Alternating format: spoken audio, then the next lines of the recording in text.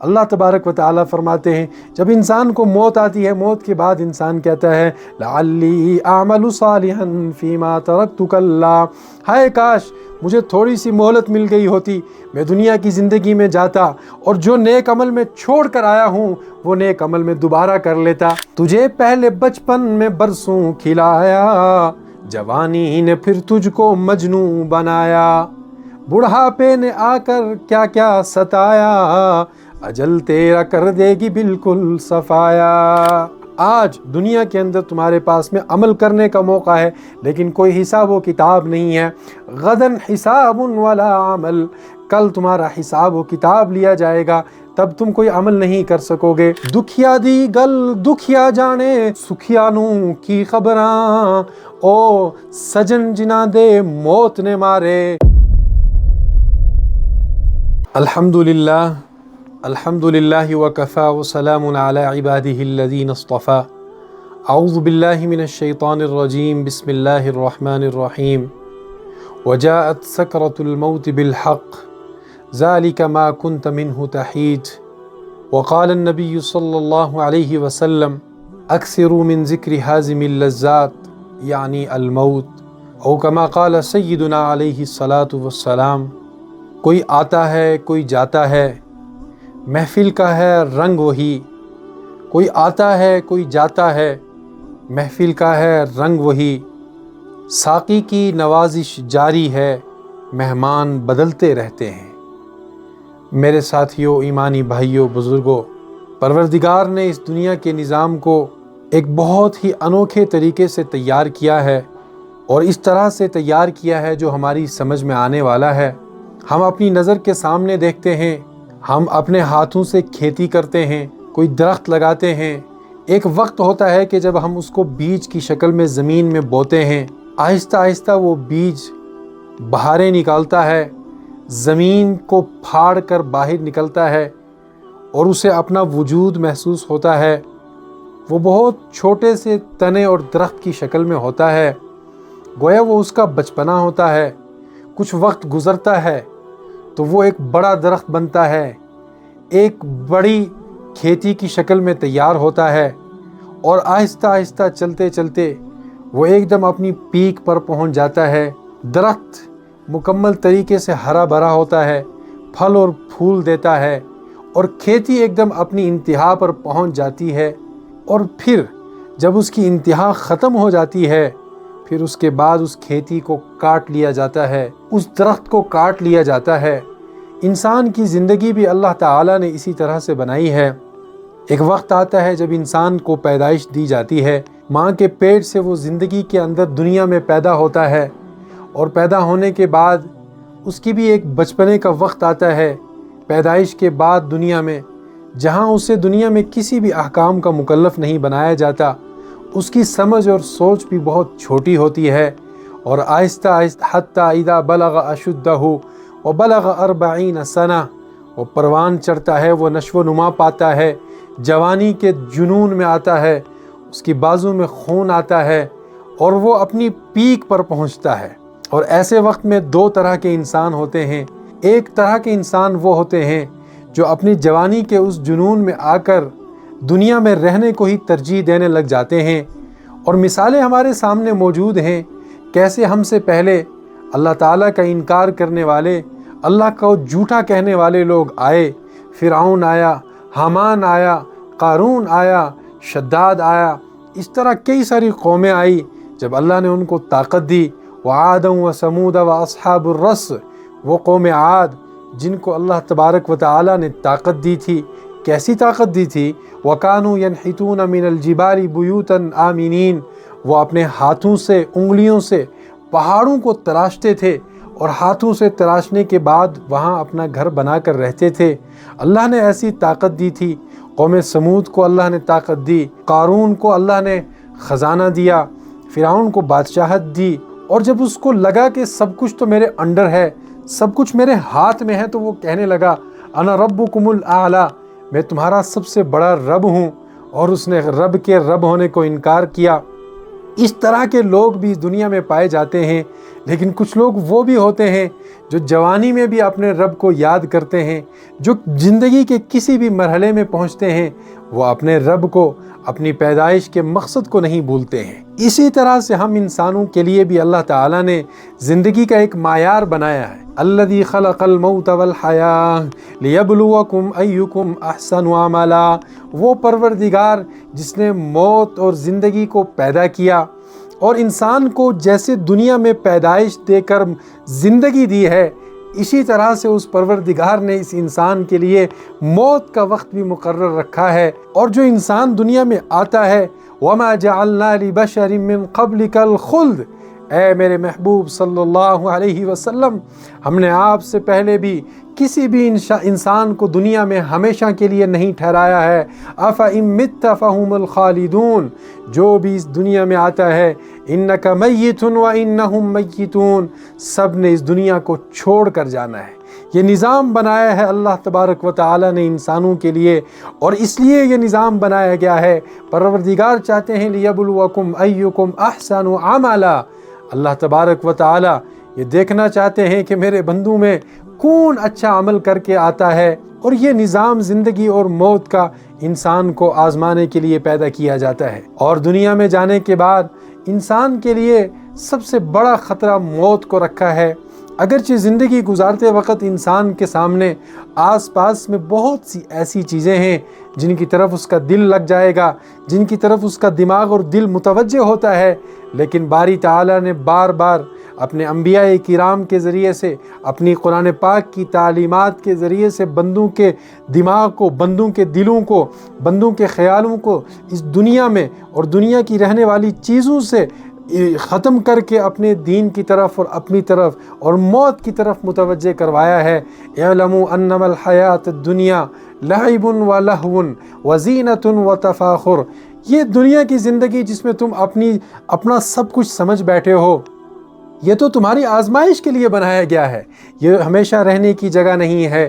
کن فی الدنیا کأنک عابر سبیل، دنیا میں ایسے رہو کأنک مسافر او عابر سبیل، دنیا میں ایسے رہو جیسے تم ایک مسافر ہو، چلتے پھرتے مسافر تھوڑی دیر کے لیے کہیں رک جاتا ہے، ٹھہر جاتا ہے، وہاں اس کی اصل جگہ نہیں ہوتی ہے، وہ تو ٹھہرنے کی جگہ ہوتی ہے۔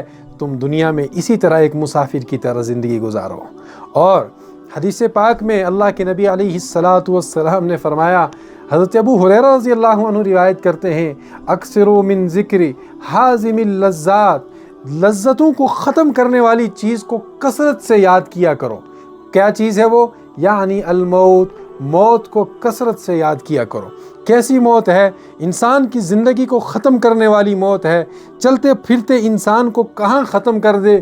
اینما تکونوا یدرککم الموت ولو کنتم فی بروج مشیدہ، یہ موت تو وہ چیز ہے جو تمہیں کہیں بھی نہیں چھوڑے گی، تم مضبوط قلعوں کے اندر بھی ہوں گے تو یہ موت تم کو وہاں بھی آ کر پکڑے گی۔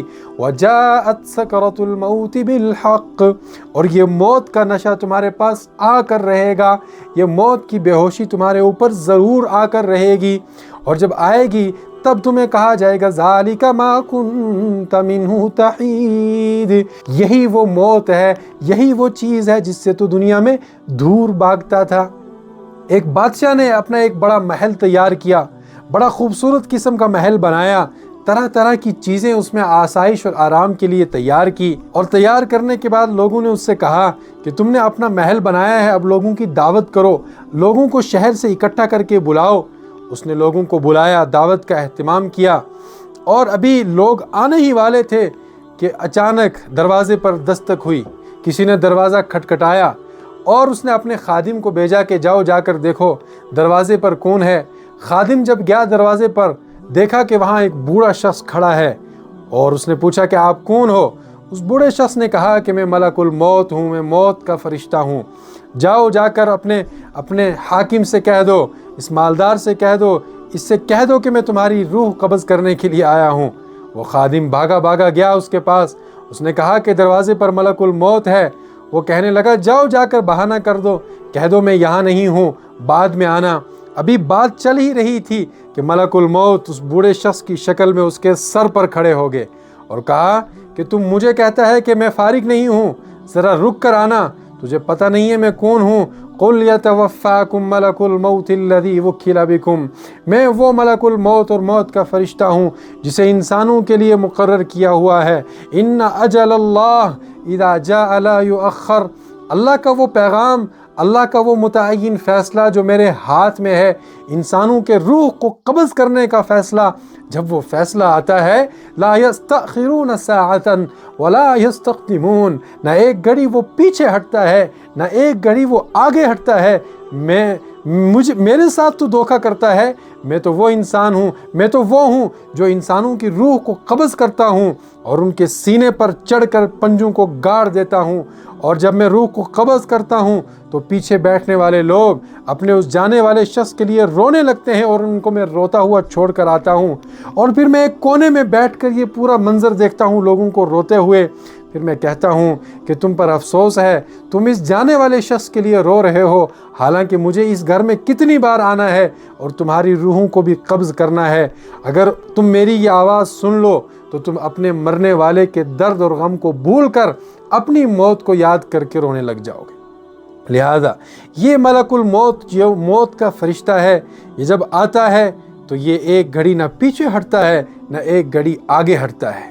کسی نے کہا تھا کہ شکریہ، قمر جلالوی نے کہا تھا، شکریہ اے قبر تک پہنچانے والو، شکریہ، اب اس منزل سے آگے ہم اکیلے ہی چلے جائیں گے۔ اور میاں محمد بخش نے کہا تھا، صدانا باغی بلبل، صدانا باغ بہاراں، صدانا ماں پہ حسن جوانی، صدانا صحبت یاراں، کپڑا پھٹے تے لگے تروپا، دل پھٹے تے کس سینہ، او سجنا باج محمد بخشا، کی مرنا کی جینا، دکھیا دی گل دکھیا جانے، سکھیا نوں کی خبراں، او سجن جنہ دے موت نے مارے، تک تک روندے او قبراں، مان نہ کری تو روپ کنے دا، او وارث کون حسن دا، صدانا ریسن شاخاں ہریاں، صدانا پھول چمندا۔ یہ ساری چیزیں عارضی ہیں، یہ ساری چیزیں ختم ہونے والی ہیں۔ یہ دنیا کی جو زندگی ہے، ان اوہن البیوت لبیت العنکبوت، دنیا میں سب سے کمزور گھر مکڑی کا گھر ہوتا ہے جو وہ اپنا جالا بناتی ہے رہنے کے لیے، اور رب تعالیٰ فرماتے ہیں کہ دنیا مکڑی کے جالے سے بھی زیادہ کمزور گھر ہے، یہ فنا ہونے والا گھر ہے۔ ایک وقت آئے گا، اذا وقعت الواقعہ، جب ایک واقع ہونے والی چیز آئے گی، یہ دنیا بھی ختم ہوگی، یہ سورج، یہ ستارے، اذا السماء انفطرت، سورج پھٹ جائے گا، اذا السماء انشقت، اذا الشمس کورت، سورج کو بے نور کر دیا جائے گا، آسمان کو پھاڑ دیا جائے گا، ہر ایک چیز کو فنا کر دیا جائے گا۔ پھر کیا ہوگا؟ کل شیء ہالک الا وجہہ، ہر ایک چیز ہلاک ہو جائے گی مگر ایک پروردگار کی ذات باقی رہے گی۔ اور پھر حکم کس کا چلے گا؟ ان الحکم الا للہ، حکم اور فیصلہ صرف اور صرف اللہ کا چلے گا۔ پہلے بھی من قبل و من بعد، پہلے بھی اللہ کا حکم تھا اور بعد میں بھی اللہ کا حکم ہے۔ اور یہ جو لوگ دنیا کی زندگی میں عیش و آرام میں مست ہیں، دراصل یہ اس عیش و آرام میں اس لیے مست ہیں کہ یہ آخرت کو بھول چکے ہیں۔ قرآن پاک کہتا ہے یعلمون ظاہر الحیات الدنیا، یہ لوگ دنیا کی ظاہری زندگی کو دیکھتے ہیں، کہ پیسہ دیکھتے ہیں، پیسے سے ویلیوشن کریٹ ہوتی ہوئی ان کے سامنے نظر آتی ہے۔ انہیں لگتا ہے کہ دنیا کے اندر جو کچھ ان کے ہاتھ میں ہے، جو ان کو مل رہا ہے، یہی اصل ہے، اور یہ کھا لیں گے، پی لیں گے، ختم ہو جائیں گے، تو اس لیے یہی زندگی گزارنے کی اصل جگہ ہے، عیش و آرام کی جگہ ہے۔ جو آج میرے ہاتھ میں ہے وہی میرے پاس ہے، بعد میں کس نے دیکھا؟ لیکن قرآن کہتا ہے وَهُمْ عَنِ الْآخِرَةِ هُمْ غَافِلُونَ، یہ آخرت کی زندگی سے غافل ہیں، انہیں نہیں پتہ ہے کہ ایک دن تمہیں اپنے سارے اعمالوں کا، کرتوتوں کا حساب دینا ہے۔ اجل نے ہی چھوڑا نہ کسرا نہ دارا، اسی سے سکندر صفاتہ بہارا۔ کیا کہا تھا میاں محمد مجذوب علیہ الرحمہ نے؟ انہوں نے فرمایا تجھے پہلے بچپن میں برسوں کھلایا، جوانی نے پھر تجھ کو مجنوں بنایا، بڑھاپے نے آ کر کیا کیا ستایا، اجل تیرا کر دے گی بالکل صفایا۔ اینما تکونوا یدرککم الموت ولو کنتم فی بروج مشیدہ۔ موت کیا کہتی ہے؟ انسان کی زندگی کو ختم کرنے والی جو موت ہے، انا الموت الذی افرق بین البنات والامہات، جب موت آتی ہے وہ کہتی ہے میں ہی وہ موت ہوں جو بیٹیوں اور ماؤں کے درمیان میں جدائیگی ڈال دیتی ہوں۔ انا الموت الذی افرق بین الاخ والاخوات، میں وہ موت ہوں، یاد رکھو، جو بھائیوں اور بہنوں کے درمیان میں جدائیگی کروا دیتی ہے۔ انا الموت الذی افرق بین کل حبیب، ہر ایک دوست اور چاہنے والے کے بیچ میں فاصلہ کر دیتی ہوں، میں وہ موت ہوں۔ انا الموت الذی افرق بین زوج و زوجہ، ایک میاں بیوی دونوں آپس میں ایک دوسرے سے پیار کرتے ہیں، محبت کرتے ہیں، لیکن میں وہ موت ہوں جو ان کی محبت کے بیچ آتی ہوں اور ایک کو چھینتی ہوں تو دونوں کے درمیان میں جدائیگی ڈال دیتی ہوں۔ آئے ہائے، اور کیا کرتی ہوں؟ انا الموت الذی اعمر القبور، میں ہی وہ موت ہوں جو قبروں کو آباد کرتی ہوں، دنیا سے انسانوں کو اٹھاتی ہوں، قبروں کے اندر منتقل کرتی ہوں۔ تو اصل آباد رہنے کی کون سی جگہ ہے؟ وہ آخرت کی جگہ ہے، وہ زمین ہے جہاں قبر میں مردے پڑے ہوئے ہیں۔ انا الموت الذی اخرب الدیار والقصور، میں ہی وہ موت ہوں جو بڑے بڑے گھروں کو، محلات کو، حویلیوں کو اور بنگلوں کو تباہ کر کے رکھ دیتی ہوں اور ویران کر کے رکھ دیتی ہوں۔ میں نے ویران کر کے چھوڑا۔ سخرها علیہم 7 لیال، قوم عاد کے اوپر میں آئی اور میں ایک کے اوپر نہیں آئی، پوری کی پوری قوم کے اوپر آئی، میں آندھی کی شکل میں آئی، اور 7 لیال و 8 ایام، 7 رات اور 8 دن تک ہوا کے ذریعے سے چلی۔ تو کیسے ہو گئے وہ قوم عاد جن کو اپنی طاقت کے اوپر غرور تھا، جو کہتے تھے من اشد منا قوہ، ہم سے زیادہ طاقتور کون ہے؟ وہ قوم عاد کیسے ہو گئے؟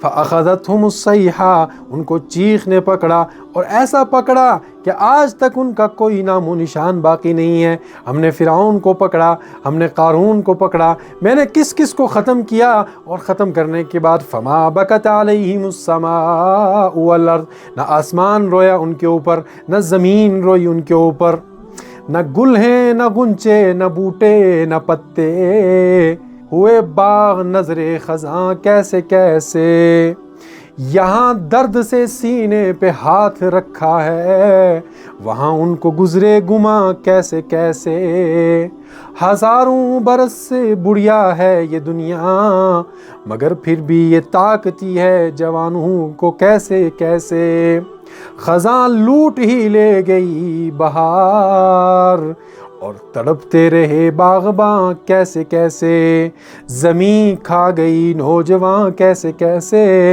ہوئے نامور بے نشان کیسے کیسے۔ وہ فرعون کا کتنا بڑا نام تھا، کتنی بڑی اس کی ملکیت تھی، لیکن جب اللہ کا فیصلہ آیا اس نے کیا کہا کہ الآن میں آج کلمہ پڑھتا ہوں، آمنت آمن الذی بہ بنو اسرائیل، جب موت آ چکی تھی تب کہنے لگا اب میں ایمان لاتا ہوں۔ پروردگار نے فرمایا الآن وقد عصیت قبل، آج تو ایمان لا رہا ہے، اب تو تیری زندگی ختم ہو چکی ہے، اب توبہ کا وقت ختم ہو چکا ہے، اب تیری توبہ قبول نہیں ہوگی، تو نے پوری زندگی اللہ کی نافرمانی میں گزاری، اب تیری توبہ قبول نہیں ہوگی۔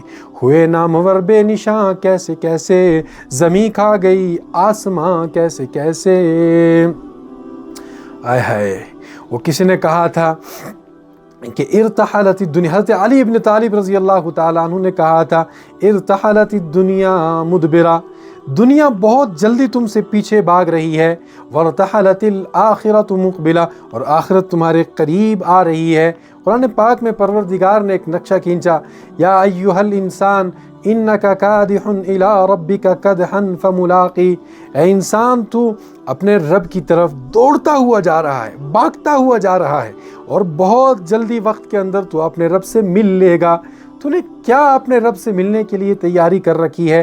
ارتحلت الدنیا مقبرہ، ارتحلت الآخرۃ مقبلہ، آخرت بہت جلدی تمہارے پاس آنے والی ہے۔ وَلِكُلِّ وَاحِدٍ مِّنْهَا بَنُونَ، دنیا اور آخرت دونوں کے بیٹے ہیں۔ فَكُونُوا مِنْ أَبْنَاءِ الْآخِرَةِ، آخرت کے بیٹے بنو، ولا تکونوا من ابناء الدنیا، اور دنیا کے بیٹے نہ بنو۔ کیوں؟ اس لیے کہ الیوم عمل ولا حساب، آج دنیا کے اندر تمہارے پاس میں عمل کرنے کا موقع ہے لیکن کوئی حساب و کتاب نہیں ہے۔ غداً حساب ولا عمل، کل تمہارا حساب و کتاب لیا جائے گا، تب تم کوئی عمل نہیں کر سکو گے۔ اور قرآن نے ایک نقشہ کھینچا، جب انسان کے اوپر موت آتی ہے، موت کے وقت وہ کہتا ہے، موت کے بعد کہتا ہے اے میرے رب، اے میرے پروردگار، جب اس کو موت آتی، حتی اذا جاء احدکم الموت فیقول رب لولا اخرتنی الى اجل قریب، اے میرے پروردگار مجھے تو نے کیوں نہیں مہلت دی تھوڑے سے وقت کے لیے، فاصدق واکن من الصالحین، میں کچھ نیک عمل کرتا، کچھ صدقہ کرتا، اپنے رب کو راضی کر کے آ جاتا۔ لیکن پروردگار کہتا ہے وَلَن يُؤَخِّرَ اللَّهُ نَفْسًا إِذَا جَاءَ أَجَلُهَا، جب اللہ کا فیصلہ آتا ہے تو کسی کو بھی مہلت نہیں ملتی ہے۔ وَاللَّهُ خَبِيرٌ بِمَا تَعْمَلُونَ، اور اللہ بہت اچھے سے جانتا ہے جو بھی تم عمل کرتے ہو۔ اور دوسری جگہ اللہ تبارک و تعالیٰ فرماتے ہیں جب انسان کو موت آتی ہے، موت کے بعد انسان کہتا ہے لَعَلِّي أَعْمَلُ صَالِحًا فِي مَا تَرَكْتُ كَلَّا، ہائے کاش مجھے تھوڑی سی مہلت مل گئی ہوتی، میں دنیا کی زندگی میں جاتا اور جو نیک عمل میں چھوڑ کر آیا ہوں وہ نیک عمل میں دوبارہ کر لیتا۔ پروردگار کہتے ہیں انہا کلمۃ ہی قائلھا، یہ بس ایک کہنے کی بات ہے، اگر آج بھی اس کو دنیا میں بھیج دیا جائے گا، یہ آج بھی دنیا کی لذتوں میں کھو جائے گا اور پھر اپنے رب کو بھول جائے گا۔ وَمِن وَرَائِهِمْ بَرْزَخٌ إِلَى يَوْمِ يُبْعَثُونَ، اب ان کے سامنے آخرت کے وہ مقامات ہیں، حساب کتاب کا موقع ہے، برزخ ہے، عالم محشر ہے، اب انہیں پیچھے نہیں بھیجا جا سکتا، إِلَى يَوْمِ يُبْعَثُونَ، دوبارہ اٹھانے تک۔ لہٰذا انسان کے لیے ہمیشہ دنیا میں موت کو سامنے رکھا کہ جب بھی انسان کسی موقع کے اوپر کہیں بھی اپنے آپ کو گمراہ محسوس کرے اور اسے لگنے لگے کہ میں دنیا کے اندر کھو چکا ہوں، تو اس اکثروا من ذکر حازم اللذات، لذتوں کو ختم کرنے والی چیز کو یعنی موت کو یاد کرو۔ موت کو یاد کر کے انسان اپنے آپ کو اللہ کے اور قریب کر سکتا ہے۔ حضرت عائشہ رضی اللہ تعالی عنہ بیان فرماتی ہیں، آپ فرماتی ہیں اذا کان لیلتها من رسول اللہ صلی اللہ علیہ وسلم، جب نبی کریم کی رات حضرت عائشہ کے پاس ہوتی تھی تو آپ علیہ السلام جنت البقیع میں جاتے تھے رات کے آخری پہر میں اور کہتے تھے فیقول السلام علیکم دار قوم مؤمنین، اے ایمان والو تمہارے اوپر سلامتی ہو، انتم لنا سلفن، تم ہم سے پیچھے چلے گئے، اتاکم ما توعدون، جس چیز کا تم سے وعدہ کیا گیا تھا وہ تم کو آ پہنچی، غدم مؤجلون وَإِنَّا إِن شَاءَ اللَّهُ بِكُمْ لاحقون، اور بہت جلد ہم بھی تمہارے پاس پہنچنے والے ہیں۔ اللہم اغفر لأہل بقیع الغرقد، اے اللہ جنت البقیع والوں کی مغفرت فرما۔ آپ علیہ السلام نے ایک حدیث پاک میں فرمایا کنت نہیتکم عن زیارت القبور، میں نے تمہیں قبروں کی زیارت کرنے سے منع کیا تھا، فزوروہا، اب تم قبروں کی زیارت کرو، فإنہا تزہد فی الدنیا، اس لیے کہ یہ دنیا میں تمہارے اندر زہد اور تقوی کو پیدا کرتی ہے، وتذکر الآخرہ، اور آخرت کو یاد کرواتی ہے، لہذا موت کو کثرت سے یاد کرو۔ اور یہی وہ موت ہے جس کے ذریعے سے زندگی کا ہر فیصلہ، زندگی کا ہر پیغام، زندگی کی ہر ایک کتاب ختم ہو جاتی ہے اور انسان اپنے اصلی مقام کی طرف کوچ کر کے جاتا ہے، جہاں اس سے پوچھا جائے گا کہ تو نے دنیا میں کیا عمل کیے ہیں اور دنیا میں تو کیا کر کے آیا ہے، اور وہ حساب اور کتاب کی جگہ ہے۔ لہذا انسان کو پہلے دن سے یہ پیغام دیا گیا ہے کہ موت کو کبھی نہ بھولا جائے۔ حدیث پاک میں آتا ہے اثنتان یکرہہم ابن آدم، دو چیزیں ہیں جن کو انسان بہت زیادہ ناپسند کرتا ہے، الموت، ایک تو موت کو بہت ناپسند کرتا ہے، حالانکہ موت فتنے سے بہتر ہے، موت فتنے سے بہتر ہے، اور دوسرا یکرہ قلت المال، مال کی کمی کو ناپسند کرتا ہے، وقلت المال اقل للحساب، حالانکہ مال کا کم ہونا حساب کو اور زیادہ کم کر دیتا ہے۔ لہذا انسان کو اپنی زندگی میں رہتے ہوئے موت کو یاد کرنا چاہیے، اور موت کو یاد کر کے ہی انسان اپنے رب کے قریب جاتا ہے۔ نہیں آیا وہ جو کہ باقی رہا، نہ ساغر رہا نہ ساقی رہا، نہ پوچھ میری انتہا کیا ہے، میں وہ مجرم ہوں جس کی سزا موت ہے۔ وآخر دعوانا ان الحمد للہ رب العالمین۔